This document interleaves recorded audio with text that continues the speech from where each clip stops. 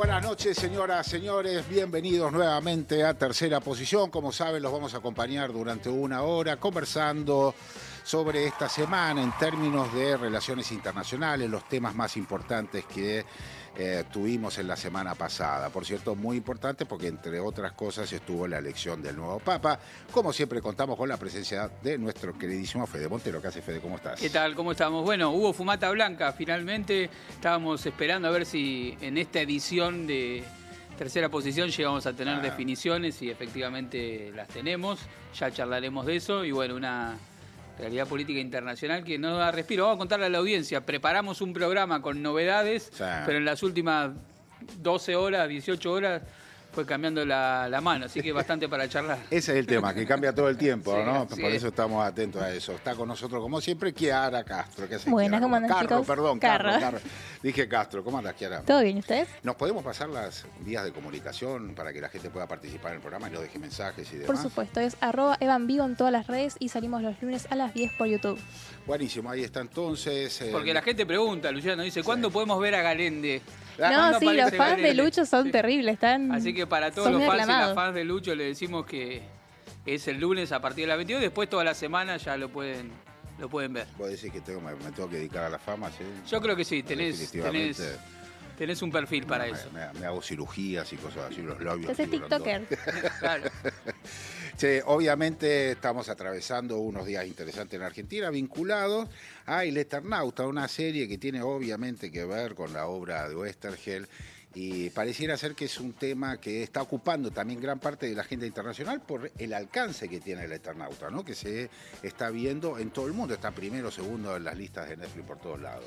Totalmente. Y bueno, había algunas prevenciones iniciales dentro de los eternautistas para dar negro, pero creo que la potencia que tiene el hecho social que ya representa la presencia del Eternauta en las pantallas de todo el mundo, abre un campo de discusión sobre un conjunto de temas al interior de esa serie, de la experiencia de esa serie, que me parece que en momentos como los que estamos atravesando en la Argentina y en el mundo hay que habitarlo, hay que discutirlo, hay que incluso ver, ¿no?, las potenciales contradicciones que podrían implicar una plataforma de cultura masiva, transnacional como Netflix, pero bueno, me parece que la potencia que tiene el hecho político, la presencia de los temas propios nuestros, el modo en que están encarados, obliga a que esas discusiones que son válidas queden supeditadas a la presencia de la argentinidad al palo en una serie de alcance internacional. Está Malvinas muy presente también, ¿no? Eso es uno de los puntos interesantes porque de distintas maneras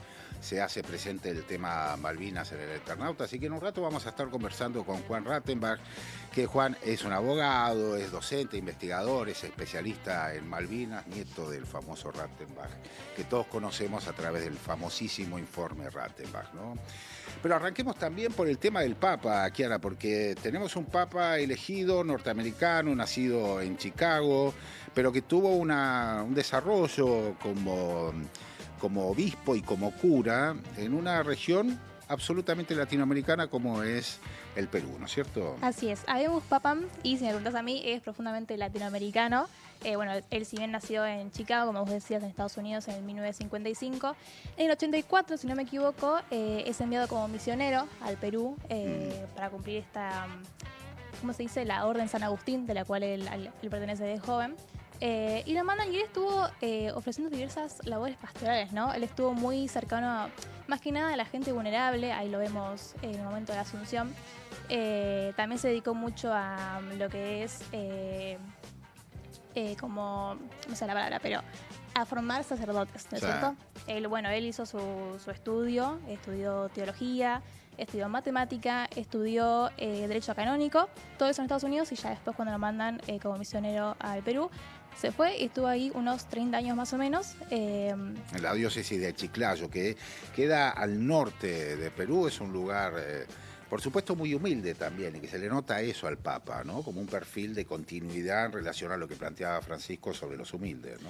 Sí, y un poco en continuidad también de lo que conversamos con Eduardo Vélez la vez pasada, esta cuestión de los cardenales con tierra y los cardenales sin tierra. Bueno, claramente él viene de desarrollar una tarea Sí, con la pastoral, gente, como sí. la denomina la Iglesia. No es parte de la burocracia en el buen sentido, vaticana, como lo era, por ejemplo, Parolin, quien era candidato también, era, digamos, como el canciller, para que se entienda, del gobierno del Vaticano.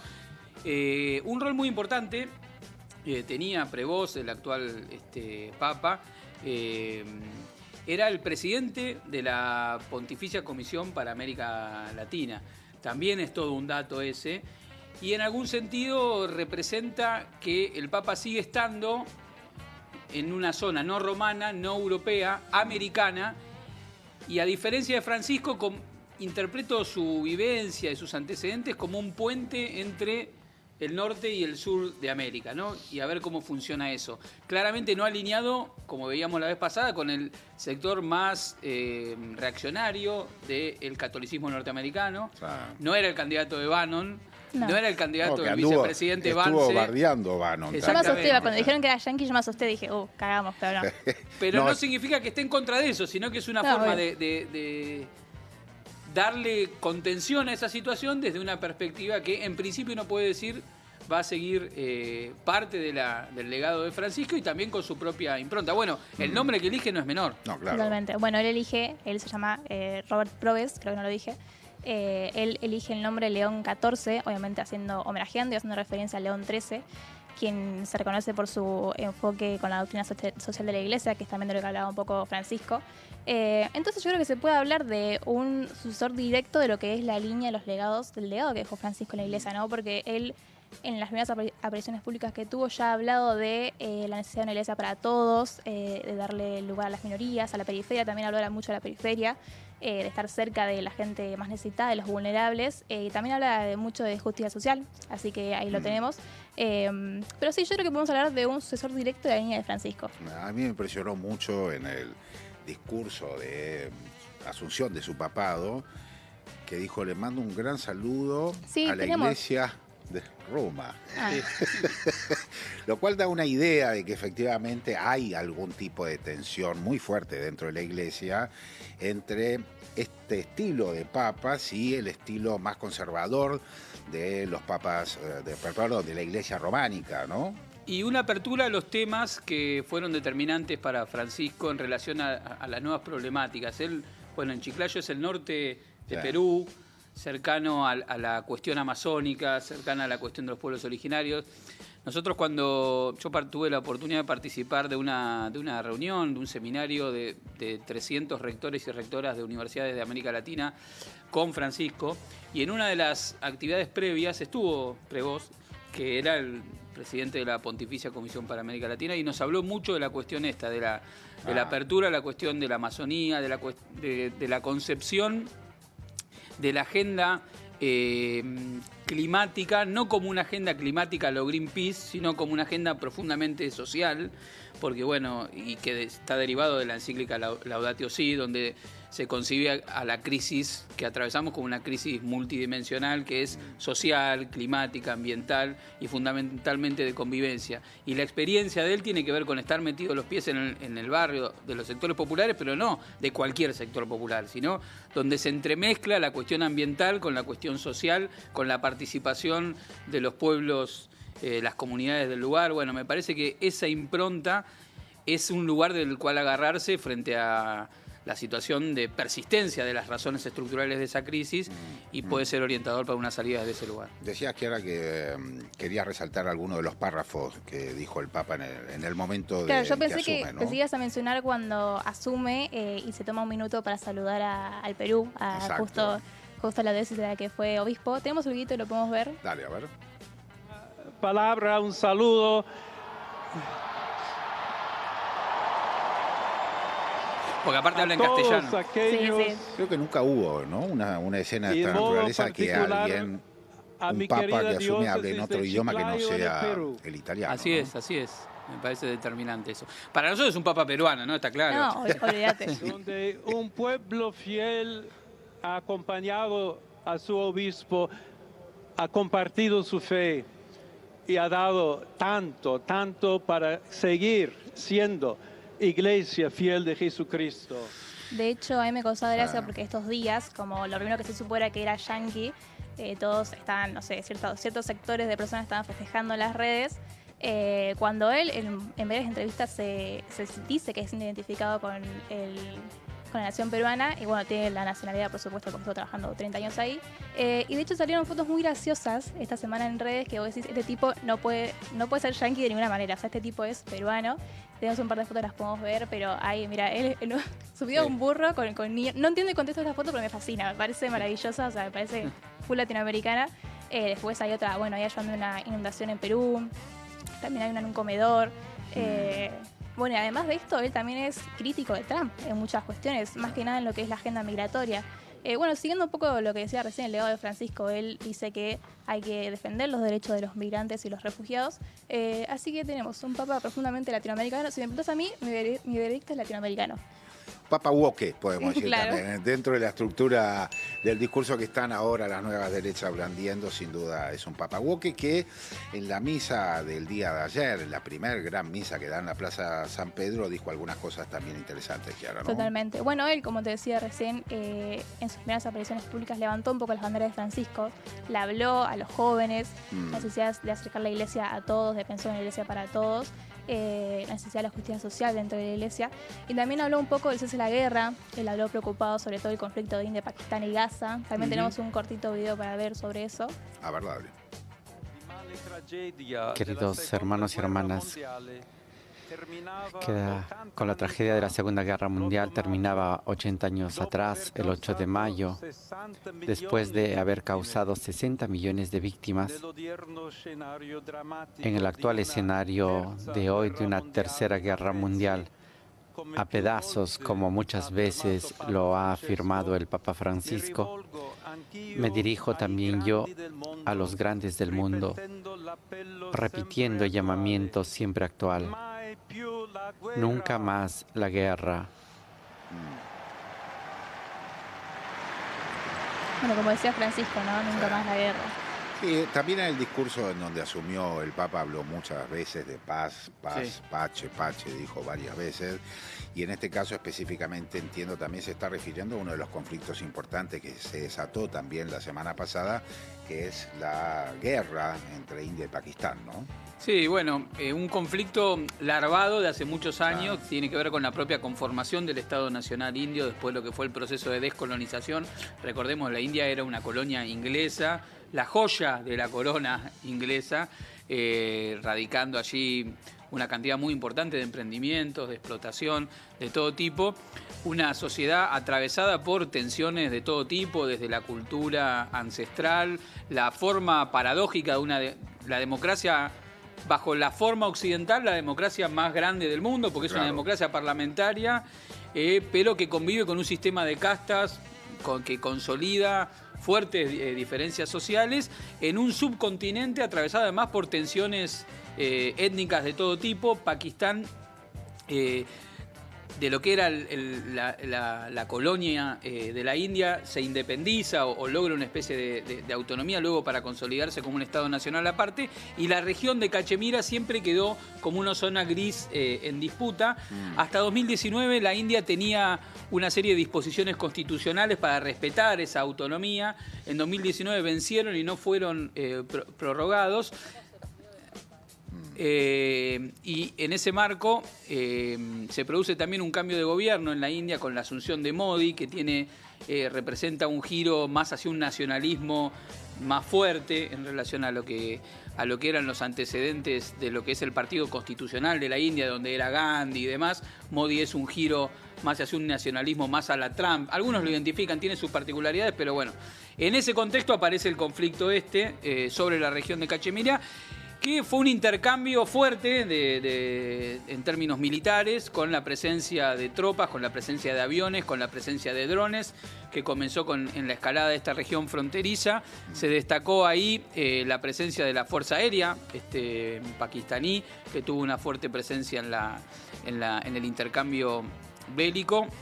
Se espera que, siendo dos potencias nucleares, que no es menor... Ese es el tema. Eso es lo que lo vuelve muy delicado. Esto también sea un factor disuasivo en un conflicto que se va a cronificar. Yo lo pondría... Es como si fuera el conflicto entre Israel e Irán, que está medio cronificado, con la diferencia que ahí ya tenemos dos potencias nucleares, y aparte que responden en el contexto actual del gran conflicto geopolítico entre Estados Unidos y China, cada una tiene su alineamiento. Claro. Claramente India tiende a tener si bien es un país de 1.400 millones de personas y tiene su autonomía, está más alineado geopolíticamente con Estados Unidos, y Pakistán más alineado con China. De hecho, las armas que utiliza Pakistán, los aviones que utiliza Pakistán, son provistos por las Fuerzas Armadas, por las Fuerzas Armadas chinas.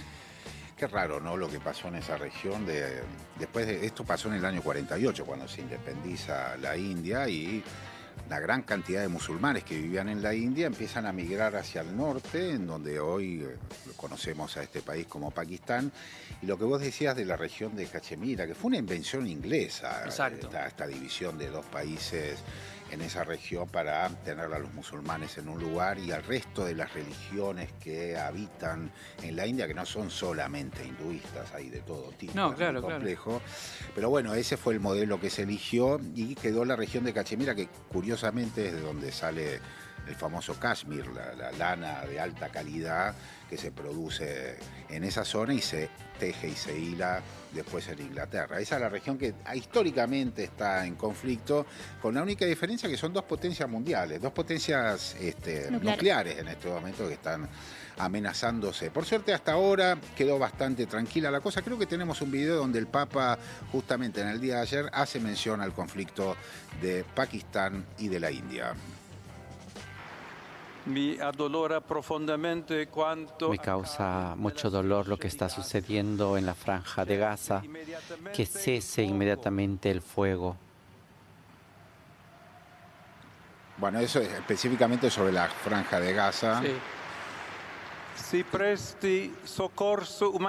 Que se dé ayuda humanitaria a la extenuada población civil y que se liberen a todos los rehenes. Bueno, el tema de Gaza también muy presente. Sí, claro. En cambio, he recibido con satisfacción el anuncio del cese al fuego entre India y Pakistán.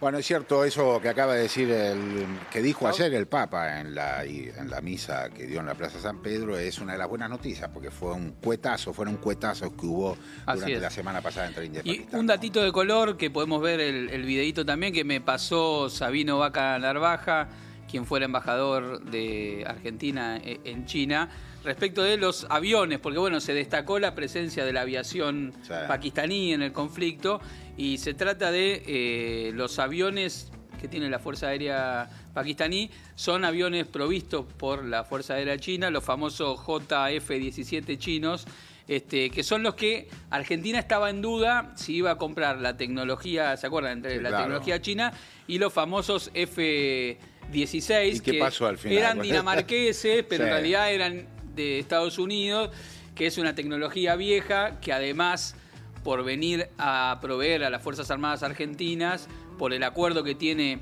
Estados Unidos con Inglaterra, derivado de lo que fue la Guerra de Malvinas, justamente están imposibilitados de utilizar todo su potencial bélico en esta región por no utilizarlo contra Inglaterra. Entonces lo que pasaba, Sabino, era que, bueno, si hubiéramos comprado los JF-17 chinos, sería distinto. Eran nuevos, parece que eran mucho mejores, sobre todo el alcance de los cohetes, para el efecto de disuadir, como siempre, nosotros somos una nación pacífica, pero que sufrimos la ocupación por parte de una colonia de parte de nuestro territorio, y bueno, la presencia de autonomía en las armas y capacidad de disuasión de máximo nivel tiene un efecto mayor que estos aviones que terminamos comprando, que son una especie de Falcon medio viejito y bueno. Sí, no andan de hecho. O sea, no se aplicaría lo de lo viejo funciona del Eternauta en este caso a esto, porque me parece que no. Salvo para una foto con el ministro Petri que se saca con casco. Entre y los subtes con asbesto ya hay como una línea marcada de comprar basura que son los países terribles. Pero bueno. Pero bueno, ahí quedó por ahora la situación entre Pakistán y la India, uno de los temas que por supuesto se van a seguir en temas internacionales. También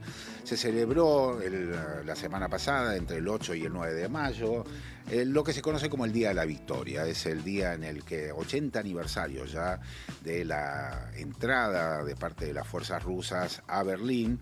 Y esto conllevó, entre otras cosas, actos como los que formalmente siempre hace Rusia, con una característica muy interesante o importante o diferencial a otros aniversarios, que es que fue gran cantidad de primeros mandatarios. Algunos de ellos más entendibles, menos impredecibles, y otros, por supuesto, mucho más predecibles, como es tal vez la visita más importante, la de Xi Jinping, participando de estos actos. Xi Jinping tuvo un lugar, Fede, aparte, digamos, en esta celebración. Ahí los vemos juntos porque vieron parte del desfile juntos y demás.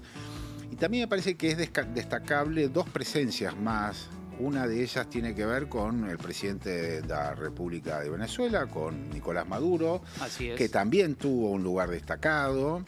Y la otra presencia también muy importante, entiendo que es la de Lula da Silva, en un contexto en el que Latinoamérica, Rusia y China están en grandes intenciones para ver si logran desarrollos conjuntos más importantes que los que se han logrado hasta ahora. O sea, la presencia de Lula también cuenta como algo interesante, ¿no? Y bueno, tiene que ver con el escenario, poner en escena esta idea de la multipolaridad, ¿no? Que encuentra en los BRICS el punto de articulación mayor a partir de la emergencia de China como un factor económico preponderante, pero de Rusia como una potencia militar, y de la propia India, que decíamos anteriormente, en el conflicto regional quizás tiene un alineamiento más con Estados Unidos, pero no renuncia a tener una posición de autonomía. Y Brasil mismo, que si se quiere, en términos comerciales, uno lo ubica más cerca de la fuerza más de la dinámica de la globalización, porque está muy asociado a algunos circuitos de las cadenas globales de valor, sin embargo, muy puesto en el vínculo con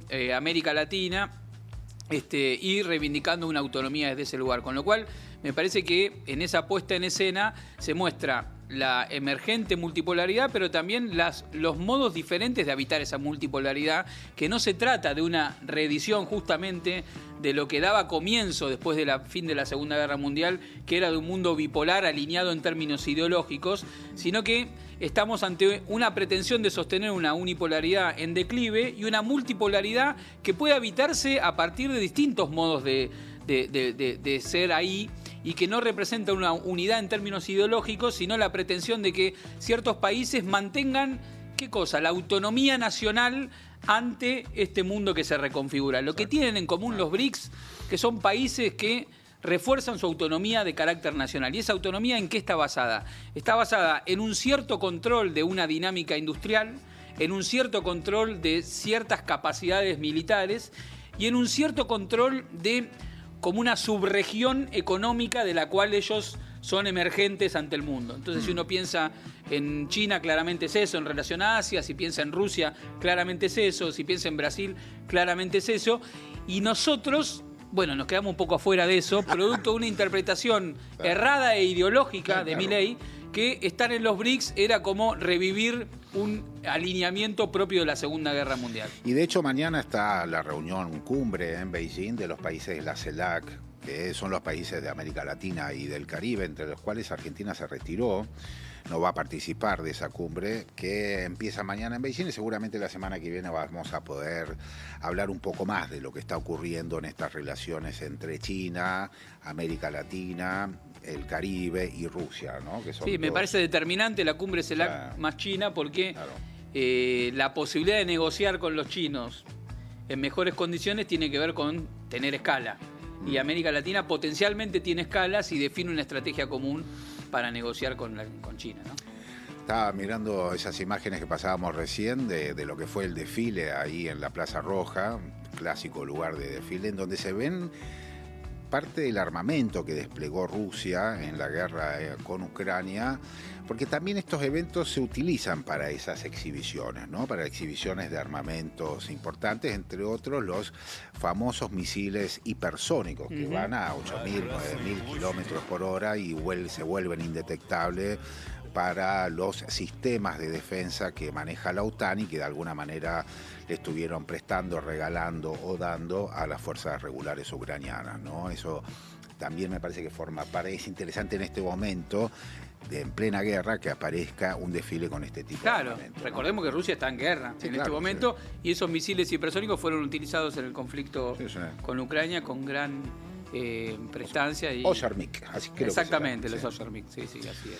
Así está un poco el repaso, gente, de lo que pasó en esta semana con el Eternauta, con el nuevo Papa, el Perú, la situación en India y Pakistán y, por supuesto, el Día de la Victoria que se celebra el 9 de mayo. Una fecha muy importante. Yo las veces que estuve cerca de Rusia, en distintos lugares, registré eso, la importancia que tiene para los rusos el Día de la Victoria. Está un lleno fuerte de componente nacionalista. Sí, está lleno de monumentos, Sí, de sí. recordatorios, de memorial, donde inclusive exhiben armamento de la Segunda Guerra Mundial. Fue realmente muy importante y además ponen presente, Putin lo dijo en el discurso, está presente permanentemente los 27 millones de muertos que puso Rusia en la Segunda Guerra Mundial. Y se actualiza la retórica y la idea de combatir al fascismo, es el sustento discursivo de la operación militar especial, como lo denomina Rusia, en Ucrania, que es la desnazificación de la zona fronteriza de Ucrania con Rusia, digamos. Repúblicas que ya, a la luz del conflicto, tuvieron su referéndum y decidieron anexarse a Rusia, donde estaba presente batallones del ejército nacionalista ucraniano que claramente estaban alineados con la ideología fascista, con lo cual no es solamente un tema, digamos, histórico, Claro. sino que se reactualiza ese clivaje a la luz del conflicto que hoy sostiene Rusia con Sí. Ucrania y con la OTAN en su conjunto. Nazis, o sea, Sí. lo exhiben, ¿eh? O sea, esto está claro. Por lo menos en mi experiencia, yo estuve en el Donbass en el año 2015 y estuve con un soldado que pertenecía a las fuerzas ucranianas, que había sido capturado por las milicias separatistas, y el tipo tenía tatuado grandote una esvástica en el costado, ¿no? O sea que el batallón de Azov, que es una de Claro. las fuerzas importantes que manejó Ucrania en el conflicto desde el año 2014, tiene una identificación muy, muy grande con el nazismo, ¿no? Y por eso hay también una palabra, me llamó la atención porque fascismo es una palabra que no tiene traducciones, se dice de esa manera en todos los idiomas. Yo pensé que el mundo había encontrado alguna otra forma de nombrar esta respetan palabra. la raíz latina. Sí, se le decía fascismo, o sea, los rusos le llaman así. ¿Estamos, gente, con esta parte? Me parece muy bien, vamos a hacer un corte y seguimos en un ratito, que viene Juan Rattenbach y vamos a conversar sobre todo este combo de temas, el Eternauta, Malvinas y el Papa peruano, que Perú fue el país que más ayudó a la Argentina en la guerra de Malvinas. Ahora volvemos.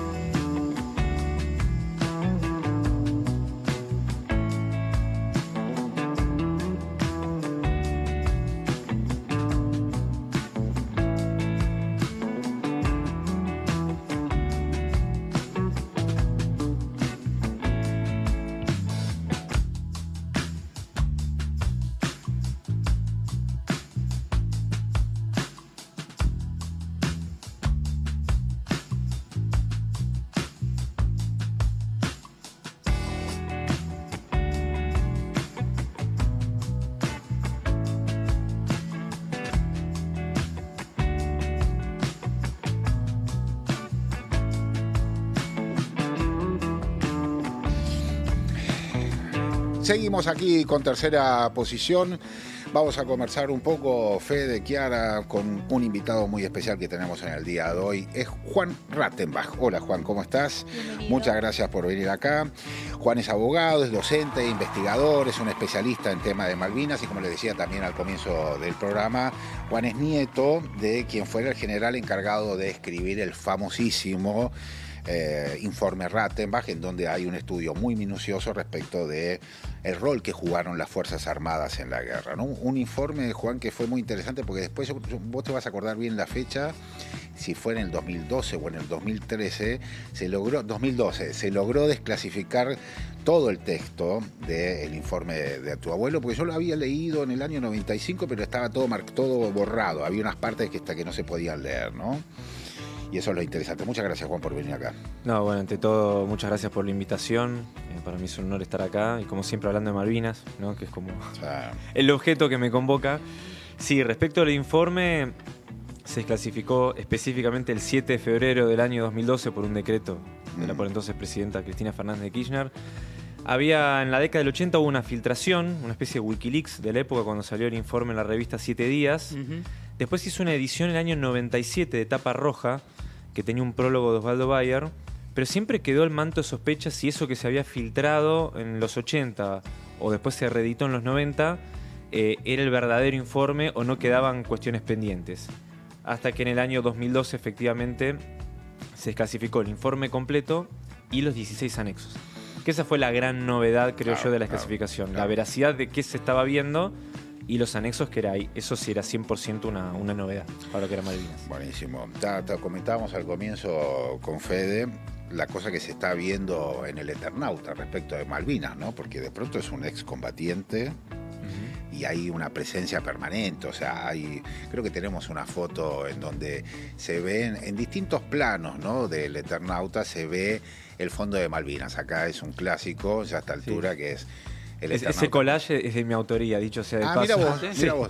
Lo hice con el teléfono. Créditos. Sí, de hecho la traductora, Diana, que hizo los subtítulos de Netflix, digamos, de la serie, ella hizo ese posteo en LinkedIn, yo no tengo LinkedIn, me lo mandaron, y abajo de todo decía autor de la fotografía Juan Rattenbach, pero bueno, nada, es un humilde collage que hice con el teléfono, invirtiendo, digamos, en espejo el sticker de Malvinas, porque obviamente en la serie se ve invertido y ahí se veía mejor. Ahí tenemos el texto justamente que ponía la traductora al inglés de la serie, en donde no se nombra nunca Falklands, se dice Islas Malvinas, ¿no? Claro, o Malvinas Islands, Malvinas si uno pone el subtitulado en inglés, exactamente, lo cual habla de esta herramienta poderosísima que es el Eternauta, ¿no? Obviamente se llama tercera posición este programa, nosotros lo vemos también en clave de política exterior. Me parece que es un gran logro argentino, obviamente, de la producción y de los actores y de Bruno Estañaro como director, pero uno, sin no tener nada que ver, lo toma como propio, de la misma manera que uno también siente como propio lo que fue la selección nacional y el triunfo del Mundial de Qatar en 2022, así como también el Papa argentino, ¿no? Lo que fue... Lo decíamos la vez pasada, hicimos uso de tu tesis sobre el hard power y el soft power, y me parece que claramente, más allá de la cuestión que lo decíamos al comienzo, que se pueda establecer de la crítica de la industria cultural y demás, claramente estamos ante un hecho de masas, de alcance global, que pone por encima los temas más propios que uno podría pretender para una presencia de lo argentino en el mundo, que tiene que ver con la nacionalidad, con los modos de convivencia de los argentinos, la resistencia frente a una invasión. Creo que pone todos los temas posibles y todos vertebrados por la cuestión de Malvinas. No, bueno, eso es fundamental y por eso, digamos, a la lista de la selección nacional, el Papa Francisco se le suma el Eternauta. Ya forma parte del panteón y de las herramientas que tenemos hoy en día presente de la Argentina para poder proyectarnos a nivel mundial. Y la verdad que, a ver, no quiero cargar las aguas. Cargalas. Pero, a ver, quizás... Si yo lo comparo esto con otros países, siempre en espejo con el Reino Unido, ¿no? Que es la vereda de enfrente. Nosotros lo que vemos es que el poder blando británico está perfectamente coordinado y no hay puntadas sin hilo, está todo deliberado desde lo que serían oficinas burocráticas, ya sea de la Cancillería británica o también del Parlamento británico ahí en Londres. Lo que pasa con el poder blando argentino es que no está coordinado desde una oficina, si se quiere, secreta en Buenos Aires, Córdoba, ¿por qué no también en Tierra del Fuego, ¿no? Se da de forma espontánea y arrancó con los goles de Diego, siguió con Messi, de repente Francisco como papa, que puedo dar fe que no sé cuánto tuvo que ver la Cancillería Argentina en el cónclave del año 2013. Diría tendiente a cero, sí, ¿no? Sí. Y lo mismo que el Eternauta. Esto sale por, si se quiere, una idiosincrasia propia de nuestro pueblo, pero creo yo que si tuviera o estuviera coordinado con otros elementos de poder blando, más de tipo institucional, ahí estaríamos en un escenario mucho, mucho mejor. Bueno, eso se alineó un poco, vos decías, en momentos del gobierno de Cristina. Yo creo que fue la última gran política tendiente a la integralidad. Faltó también, pero recordemos que, bueno, el segundo gobierno de Cristina terminó, y bueno, vino Macri, que fue un reverso de eso, pero vos decías 2012, 2013, sí, fue el gran periodo de la remalvinización. No es que no estaba malvinizado, pero hubo una ofensiva muy grande que intentó coordinar aspectos de tipo propagandísticos culturales con una política exterior muy clara de coordinación a nivel latinoamericano para acrecentar los costos de la ocupación de Malvinas, con el tema de los puertos, bueno, una serie de elementos que claramente luego fueron desarmados y que hace 10 años prácticamente no se volvieron a armar, porque ni siquiera podemos decir que durante el gobierno de Alberto eso haya vuelto a tener la potencia que tuvimos, ¿no? Bueno, efectivamente, a ver, primero partamos del punto de partida que estamos atrapados, así como hablamos de multiverso, ¿no? Claro, no consumo Marvel, pero consumo redes sociales, tengo que usar una terminología contemporánea. Si nosotros tuviéramos que adjetivar o ponerle un nombre al tiempo histórico que estamos viviendo hoy en día, sería más de 40 años de retorno y recuperación de la democracia con más de 40 años de la posguerra de Malvinas. Son como dos líneas de tiempo que dialogan entre sí, y pensemos que durante la década del 80 y el 90 tuvimos 20 años corridos de posguerra, dura y pura, que no solamente fue la desmalvinización como ninguneo a nuestros veteranos de Malvinas. Para hacer un paralelismo con el Eternauta, bueno, el primer cortometraje de Bruno Estañaro se llama Guarisove, donde dura 11 minutos, donde retrata a soldados conscriptos casi como una patrulla perdida en Malvinas. Y si uno analiza el guión y ese cortometraje en el contexto, año 1995, refleja muy bien la visión de aquella época de Malvinas, ¿no? Claro. Con esta idea medio satirizante de los soldados conscriptos, de esta idea de como un delirio. Y de repente, si nosotros nos remitimos a 2025 y lo comparamos con el Eternauta, tenemos una mirada muy respetuosa y muy reivindicadora del rol de nuestros héroes de Malvinas. Lo que tenemos en los 80 y los 90, como bien te dije, 20 años directos de posguerra y de desmalvinización, también relacionada con terminar con políticas públicas tendientes a nuestro reclamo de soberanía, y que eso se corta en el siglo XXI. Primero con la política exterior, esto arranca en julio del 2003, para poner una fecha así precisa, cuando Néstor Kirchner, en una reunión bilateral con Tony Blair, que era el primer ministro de aquella época del Reino Unido, rompiendo todo protocolo diplomático, un paralelismo con la Virome Vic del 25 de mayo, ¿no?, de ese año, le reclamó por reanudar el diálogo por la soberanía, tal cual lo manda Naciones Unidas, y también por las licitaciones unilaterales de pesca y de hidrocarburos. Ahora, no basta con que tengamos los mejores diplomáticos de carrera si eso no está acompañado por una malvinización en términos identitarios, sociales y culturales. Y eso, como bien vos decís, comenzó con documentales de Canal Encuentro, o especiales de la TV pública, con los capítulos de Samba, y quizás el hecho material más concreto es la inauguración del Museo de Malvinas en junio de 2014. Las embajadas, en paralelo, crearon esto que se llama comités de amistad, por el cual cada embajada argentina en el exterior tenía por objetivo, primero, tratar de coordinar a los residentes argentinos en el exterior, invitándolos a actividades, charlas, conversatorios, vinculados con Malvinas, para que se malvinicen, ¿no?, los argentinos que viven en el exterior, de la mano con actividades con universidades. Todo este andamiaje que tiene que ver con la estructura de nuestra Cancillería a nivel mundial se desarmó, obviamente, cuando asume Macri en 2015, y no se supo reeditar, ¿no?, entre el 2019 y 2023. Y te sumo la dimensión regional a eso, fundamental, porque claramente el lugar donde está situada geográficamente las Islas Malvinas, si vos querés hacer algo, claramente tenés que, en los contornos de eso, tener una estrategia coordinada. sobre todo intentando neutralizar lo que ha sido una política histórica de coordinación, vamos a poner en estos términos, entre Chile y el Reino Unido, pero también el puerto de Montevideo, los puertos en Brasil, todo eso estaba coordinado en una política que, si bien no tendía a cercenar completamente los vínculos comerciales que existían entre estos países y los ocupantes, sí tendía a que eso tuviera un costo. Y ahora estamos en un sentido contrario, donde se incentiva, volvemos a una política de la mano de una especie de realismo periférico 2.0, lo charlábamos la vez pasada, que nos va a conducir a una pérdida de soberanía aún mayor, porque no sé qué pensás vos, pero hay incluso compañeros de este bando que creen que en una hipótesis de un eventual conflicto entre Gran Bretaña y Estados Unidos, un alineamiento nuestro con Estados Unidos nos favorecería en un eventual reclamo ahí, sería como un neo-galtierismo. O sea, la misma sopa, digamos. Claro, que ya demostró su fracaso no una, sino varias veces a lo largo de la historia argentina. Entonces creo que hay una confusión total y por eso me parece muy claro volver con la línea nuestra. Che, ¿no están de acuerdo entonces con lo que plantea el presidente Milei, que no lo vamos a convencer a los malvinenses? Que voten con los pies. De que voten con los pies. Veo que están lejos de esas ideas, ¿no? Me tiraron muchas pelotas. Vamos a una por una. Primero, la cuestión regional y continental es fundamental. No hay forma de que nos sentemos a pensar en términos realistas, no del realismo periférico, ¿no? Que de última, el realismo periférico de Judé le ponemos el asterisco de que se enarboló en los 90 en un contexto mundial.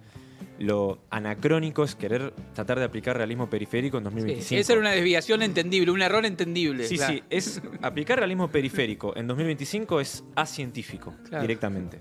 Y lo digo con todas las letras. Pero a ver, si no hay coordinación continental, no hay forma posible de que nos sentemos a pensar de forma seria la cuestión de recuperación del ejercicio pleno de soberanía de Malvinas. Es matemáticamente imposible. Porque ¿qué hacen los británicos? Si nosotros endurecemos nuestro posicionamiento en soledad, los británicos no tienen ningún problema porque empiezan a rompernos a escala continental. Entonces, bueno, el continente, la Argentina continental sudamericana, ¿no? Cancillería en Buenos Aires, se va cerrando, bueno, no importa. Empiezo a romper, como bien vos dijiste, con Chile, con la ciudad de Montevideo, para encapsularlo ahí en esa urbe, ¿no? Del otro lado del Río de la Plata, o también con los vuelos a San Pablo, en Brasil. Ahora bien, en relación a Estados Unidos también es un tema muy importante, porque si el día de mañana, vamos a hacer una hipótesis, viene Estados Unidos y dice, a partir de ahora reconozco la soberanía argentina y Malvinas, como lo hizo Rusia en 2014 y China en 2015. ¿Qué le vamos a decir que no? Claro. No, dale, firmemos. Sí. Ahora bien, el vínculo con Estados Unidos tiene que ser un vínculo inteligente.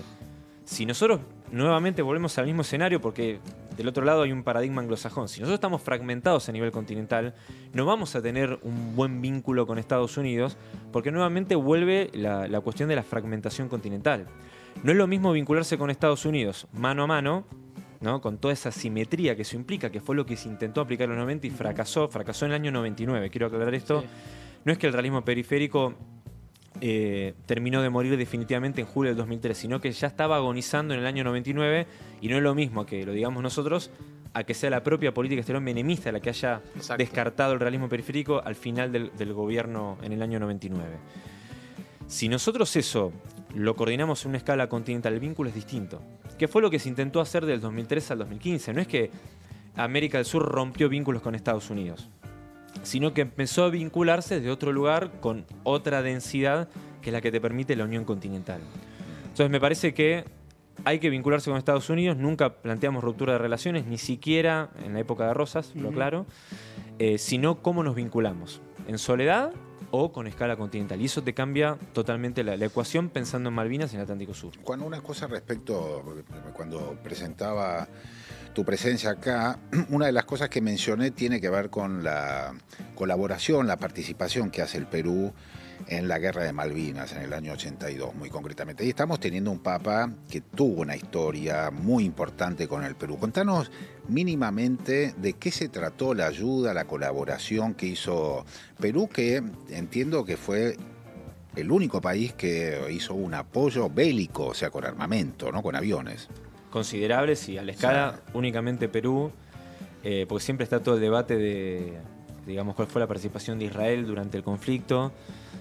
Aprovecho para digamos, mencionarlo. En el caso de Israel eran contratos de compra de armamento previos al año 82 en el contexto del conflicto del Beagle, que lo que hace Israel ante presiones de Gran Bretaña es no dar de baja los contratos y continuarlos como si no pasara nada.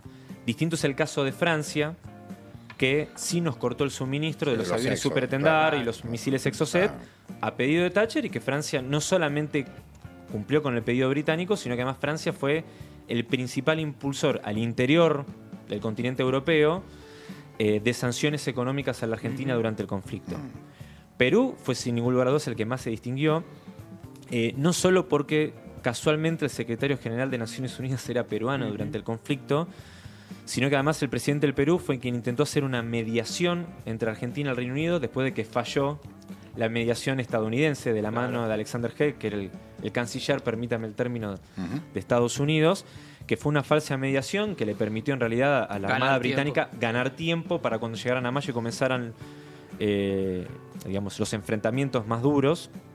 Y lo que hizo Perú fue enviar una gran cantidad de aviones Mirage, que después lo terminó adquiriendo la Argentina, pero en un contexto de guerra. No es lo mismo comprar aviones de caza en tiempos de paz que comprarlo en tiempo de guerra, hacer medio un vuelo bastante... silencioso, exactamente. Y que fueron a Córdoba primero. Sí, entraron por el noroeste argentino, luego a partir de ahí, con la autorización del uso del espacio aéreo de Bolivia, luego a partir de ahí se cambió, digamos, todo lo que sería el piloteo y la pintura externa.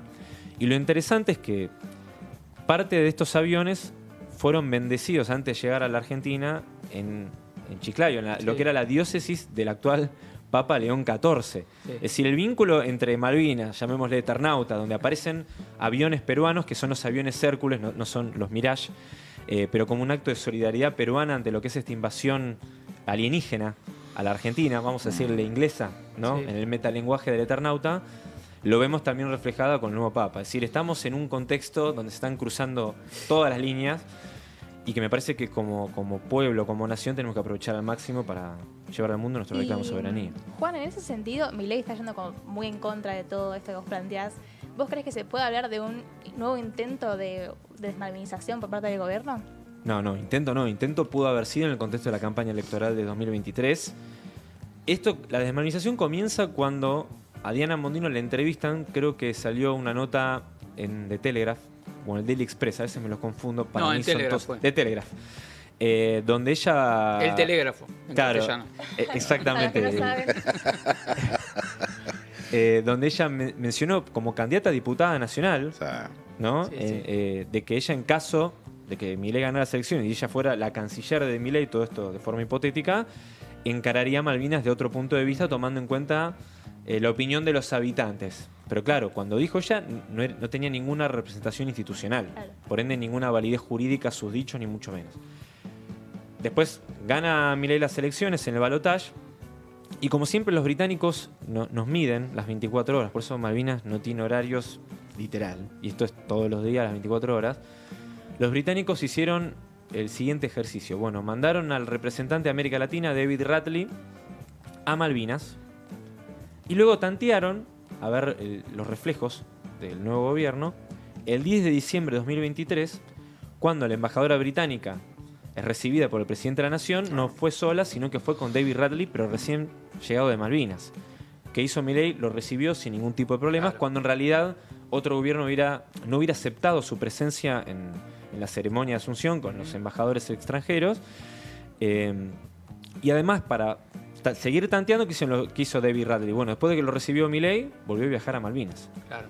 ¿Y qué hizo la Cancillería Argentina? No hizo ningún tipo de protesta formal. La última protesta de este tipo de viaje fue en noviembre de 2023. Entonces, no es que va a contramano. La desmalvinización arrancó el propio 10 de diciembre, que se mantiene en muchos elementos, tanto de política exterior como interna, pero siendo este un programa de política exterior, para mí lo más grave, y que un poco va en sintonía con lo que fue el no ingreso de Argentina a los BRICS, fue constantemente tensionar los vínculos diplomáticos con nuestros vecinos en la región. Pelearte con Chile y pelearte con Brasil es lo más anti-Malvinas que existe en términos de política exterior, y me parece que es lo más preocupante. Y por ahí hace poco, salió una nota de Lula, ¿no? Que no sé si la habrán visto, donde citó a Thatcher y a Reagan, ¿no? Parecía que le estaba tirando un guiño, ¿no? A Milei. En línea, pensando en el tema más comercial y demás. Exactamente. ¿no? Pero ¿no? bueno, no puede pasar desapercibido por nosotros. No, pero muchos me han preguntado, che, ¿y qué onda Lula con Malvinas? Y yo digo, pero Lula es el presidente de Brasil. Claro. No le podemos exigir al presidente de Brasil lo que de no las hace el peleas presidente que no argentino. damos nosotros, exactamente. Claro, no podemos terciarizar el reclamo de Malvinas. Es argentino y los demás países de la región acompañan. Si el presidente argentino no impulsa el reclamo de soberanía de Malvinas, los demás países de la región quedan a disposición de que llegue algún gobierno, ¿no? con un poco más de sentimiento malvinero y a partir de ahí comienza la tarea fina, ¿no? Para hablarlo en términos ricoteros, de la coordinación continental de nuestro reclamo de soberanía. Veremos qué es lo que pasa en ese aspecto. Es muy interesante pensar que no es solamente una causa argentina, sino latinoamericana, ¿no? Y cuál es la fuerza que puede haber de los países limítrofes y los países que también han colaborado y han ayudado a la Argentina a lo largo de todos estos años. Estaba pensando en el rol de Montevideo, que vos lo dijiste un poco así oblicuamente, pero el rol de Montevideo respecto de estos temas importantes en Malvinas, que son las provisiones, los alimentos, las veces que vos también has viajado a Malvinas, no hay nada argentino, hay muy pocos productos, creo que quedan... No, cero. En cuanto a productos son cero. Algún caramelito, ¿viste? Algún paquete de galletita he visto, pero... Que otro paquete de yerba medio ahí, en alguna góndola perdida, pero cosas muy puntuales. Y tienen un problema grave sobre el abastecimiento porque... También lo que consumen ellos viene a través de la Royal Navy, o sea, de aviones que vienen desde Europa transportando productos neozelandeses, australianos, en fin, del Commonwealth, ¿no? Podemos decir de esa manera. O sea que hay una dificultad que tiene la vida en Malvinas a partir de las posiciones que adquirió Argentina, que pareciera ser, y esta es una pregunta, Juan, ¿pensás que esa lógica se puede empezar a romper un poco? Digamos, esa forma que está teniendo la relación entre Argentina y las Islas Malvinas, de acuerdo a esta microfísica que estamos hablando, ¿se puede modificar? ¿Cómo estás viendo el futuro respecto de eso? Bueno, en Malvinas impera un sistema colonial duro y puro tradicional. Digamos, y es importante esto que estás mencionando en relación a Uruguay y Brasil, o mismo Chile. En esos países por eso tiene una mirada, y lo veo en redes sociales también, como que bueno, la ocupación británica de Malvinas no es como fue el colonialismo británico en África o en la India, por ejemplo, que mencionaron el caso recién, y sí lo es. Y eso quizás lo importante, y acá un paralelismo de cómo lo vemos internamente en el mundo académico, científico, en los programas universitarios, que bueno, está en esa nota ahí que publiqué sobre el poder blando británico, de esta idea de que el colonialismo británico en Malvinas es una excepción. No tiene las características, si se quiere, oscuras, ¿no? Como si fue el colonialismo británico en África y Asia, y realmente lo es. Uno de esos temas es que impera en Malvinas un sistema de control demográfico. Claro. Con todo lo complejo y delicado que implica pensar que hay ingeniería demográfica humana en un territorio que está ocupado colonialmente. Y tan pequeño, además. Sí.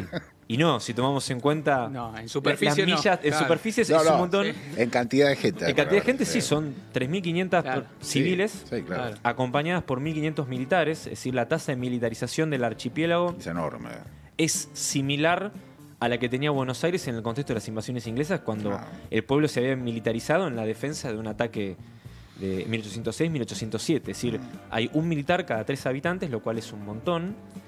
Pero de esos 3.500 civiles, los que tienen, entre comillas, derechos políticos dentro del sistema colonial son entre 1.000 y 1.100 personas. La otra gran cantidad, casi 2/3 partes, son inmigrantes.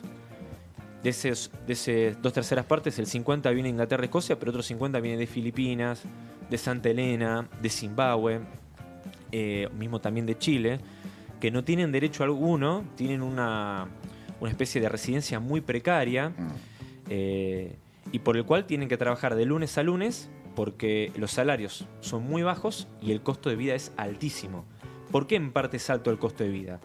Porque impera un sistema inmobiliario, ¿no?, bastante complejo, donde incluso el gobernador puesto a dedos de Londres tiene las últimas palabras, no solo de quién se quede y quién no, sino también del otorgamiento de los créditos hipotecarios, que son inexistentes, ¿no?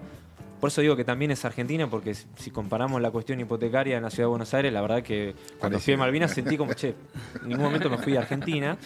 ¿no? Y esto también de laburar de lunes a lunes, bueno, en fin.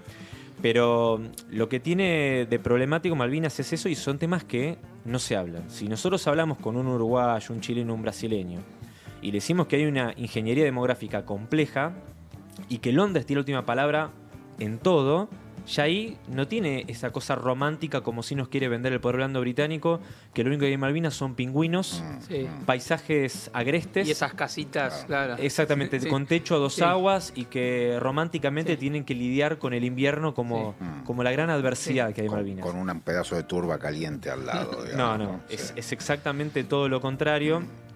Y son las cosas que los británicos no quieren que se sepa de Malvinas, ¿no? Porque ahí se juegan otras cosas, entre otras, la cuestión de la depredación de nuestros recursos naturales en Atlántico Sur, que no tienen ningún tipo de control en términos ambientales. Entonces, si nosotros vemos un Brasil, un Uruguay, un Chile muy amigables con el cuidado del ambiente, claro. Exactamente. Bueno, nadie quiere hablar del no control justamente que tienen las actividades económicas británicas en nuestro territorio insular y marítimo, que incluye, por ejemplo, ahora el proyecto de iniciar salmonicultura en Malvinas.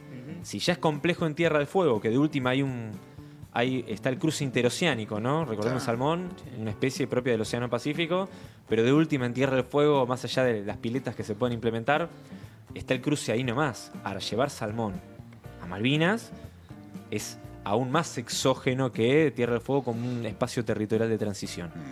Y ahí pareciera ver que hay ONGs ambientalistas, digamos, ¿no? que son sucursales locales de las que están en el Atlántico Norte, que no hablan del tema. Estaba pensando en la palabra de ingeniería demográfica. Efectivamente, la población de las islas crece muy poco. O sea, en estos últimos 40 años ha crecido 1.000 personas, como mucho, 1.500 personas. No, lo que más creció son los militares. Claro, sí. Lo que crece ahí es la base. Claro, la base es lo que crece ahí. Sí. No solo en cantidad, sino en gravedad del armamento apostado ahí, digamos que es armamento, digamos, nuclear, que tiene que ver con la presencia de los submarinos nucleares. Recordemos, todavía no sabemos qué pasó con el Ara San Juan, digamos, no es que acá no pasó nada en la Argentina últimamente y que es todo pacífico. Acá vienen aconteciendo una serie de hechos de importancia no solamente del colonialismo en su faceta sociológica y demás, sino militar, política, logística, en un mundo donde lo que va a dirimir cómo resulta esto es quién puede garantizar la soberanía sobre las cadenas logísticas de agregado de valor. Y Malvinas, además de ser una cosa básica para los ingleses de proyección sobre la Antártida, está puesta en la salida de los alimentos de Argentina para China, digamos, porque va para allá la cosa, y en la conexión, como decía Juan, por el otro lado, entre el Atlántico y el Pacífico. No es cualquier lugar para que haya una base militar nuclear de la OTAN. Una OTAN que estamos viendo hasta dónde está dispuesta a jugar cuando hay que asegurar las líneas rojas geopolíticas en un conflicto con Rusia, por ejemplo. Y ahí le sumo lo de Tierra del Fuego, que me parece que es un tema no menor. Porque vos mencionabas la cuestión demográfica. Tierra del Fuego tiene 200.000 habitantes, ¿no? ¿Por qué Ushuaia y Río Grande crecieron y Puerto Argentino se aplanó en términos de crecimiento demográfico? Y justamente tiene que ver con eso. Y vos mencionabas lo de la cuestión del Comando Sur. Bueno, hace poco estuvo en Tierra del Fuego. No, es que cada vez que viene van ahí. Sí, claro. sí. O sea, Bueno, es la visita ahí, vienen, le dicen al presidente lo que tiene que hacer y vuelven ahí para decir, me dijo que está todo ok, seguimos como estábamos. Toman las medidas del lugar, ¿viste? Vienen, toman con las medidas a ver si le entra el están... submarino, si puede atracar el submarino o no, etcétera. Ya es de un nivel de impunidad llamativa, ¿no? Claro, porque pareciera que, bueno, al final, ¿quién gobierna en la Argentina? Claro. O resulta ser que toda medida argentina vinculada con nuestra infraestructura, nuestro desarrollo económico, nuestra defensa, tiene que estar supeditada a una especie de órgano supranacional que podría ser el Comando Sur. Claro. La verdad no se entiende, o sí se entiende, mejor dicho, pero son temas que la verdad que nos preocupan mucho y creo que es fundamental no solamente sostener nuestra estructura de desarrollo económico en Tierra del Fuego, sino terminar con las obras de infraestructura de defensa que quedaron pendientes todavía de la gestión anterior. Preciosa charla, Juan, sobre distintos temas que tienen que ver obviamente con Malvinas, pero desde todos los lugares que lo hemos abordado me gustó mucho porque estamos en un momento increíblemente malvinizado, ¿no? Entre el Eternauta, el Papa peruano, la situación política interna que desencadena este país a partir de la posición que tomó este gobierno sobre Malvinas, todo eso. Y además quiero contar a la gente que sos de las pocas personas que visitó Malvinas en un lugar muy particular y muy privilegiado, muy histórico, que es el famoso Port Louis, hacia el puerto Soledad. Puerto Soledad, en donde en 1833 desembarcó el gobernador Bernet, que fue el primer gobernador. Después nos vas a contar cosas de eso en algún momento. Juan, muchas gracias por haber venido. No, gracias por la invitación y bueno, hay que aprovechar esta etapa de malvinización y darle para adelante y a no aflojar, digamos. En eso estamos. Muchas gracias, Fede, también. Que pase una buena semana, viejo. Nos vemos la próxima. El mismo canal, misma hora, mismo canal. Misma hora, mismo canal, acá como siempre. Con tercera posición. ¿Cómo es? @EvaMigo en todas las redes. Perfecto, ahí para que nos dejen mensajes, nos vayan comentando cosas. El próximo lunes nos vamos a volver a encontrar a las 22 horas para compartir con ustedes esta hora en la cual hacemos un repaso sobre los temas importantes de la semana en términos de política exterior. Y déjame agradecer a todo el equipo detrás de cámara de Tercera Posición y de Eva TV, a Emilia Raceati en la producción, a Pascual Calicho en la coordinación general de producción, a Bruno Capaccioli en la dirección y en sonido, asistencia y dirección, el compañero y amigo Sabino Wall. Nos encontramos, gente, la próxima semana, el lunes a las 22 horas aquí por Eva TV. Chau.